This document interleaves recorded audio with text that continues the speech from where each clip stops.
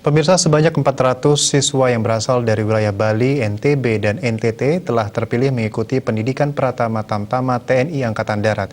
Ratusan siswa ini diharapkan mampu mengemban tugas yang diamanatkan jajaran TNI Angkatan Darat. Upacara pembukaan pendidikan pertama Tamtama TNI Angkatan Darat gelombang 1 tahun anggaran 2021 digelar di lapangan Chandra di Muka Secata Rindam 9 Udayana Singaraja. Upacara dipimpin Pangdam 9 Udayana Mayor Jenderal TNI Maruli Simanjuntang yang diwakili dan Rindam 9 Udayana Kolonel Infantri Joao Javier Barreto Nunes. Selama 5 bulan, ratusan siswa ini dididik dan ditempatkan di bawah komando pelatih, Letkol Bucari, serta pelatih lainnya yang sudah berpengalaman. Pendidikan yang dijalani ini merupakan pembentukan dasar-dasar keprajuritan yang akan mengubah status para siswa dari kehidupan masyarakat biasa ke dalam kehidupan militer.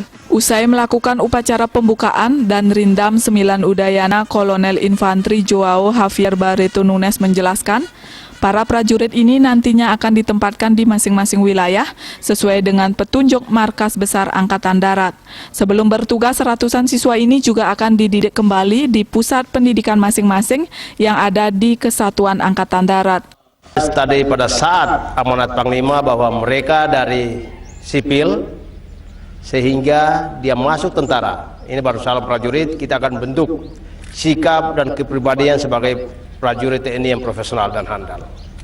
Artinya ini secara berkesinambungan terus akan dilakukan. Jadi latihan secara berkesinambungan, kita akan melatih dia selama 5 bulan di Secata ini, dilanjutkan 3 bulan di Dodikjur atau Dodiklatpur, satuan tempur masing-masing. Kalau yang infanteri akan kita latih lagi 3 bulan di sini, sementara yang dari kecabangan lain akan kita kirimkan ke pusdik masing-masing. Bahwa ini pemuda-pemuda terbaik yang terpilih dari Bali Nusra, dari Bali sendiri di Korem 163, 162 dan 161, yaitu NTT.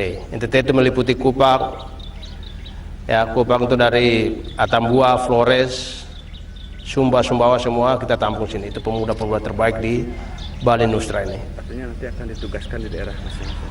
Untuk penugasan, nanti itu kebijakan Bapak Kepala Staf Angkatan Darat, ya pimpinan tertinggi kita di Angkatan Darat. Untuk penempatan kita tidak tahu mereka mau ditempatkan di mana, tapi yang jelas kita sebagai tenaga pendidik, kita akan menghasilkan orang-orang yang berkualitas demi organisasi Angkatan Darat. Dan Rinda menambahkan semua materi tersebut akan sangat membantu para siswa dalam rangka penyesuaian diri menjadi seorang prajurit yang tangguh dan profesional. Komang Yuda, Bali TV.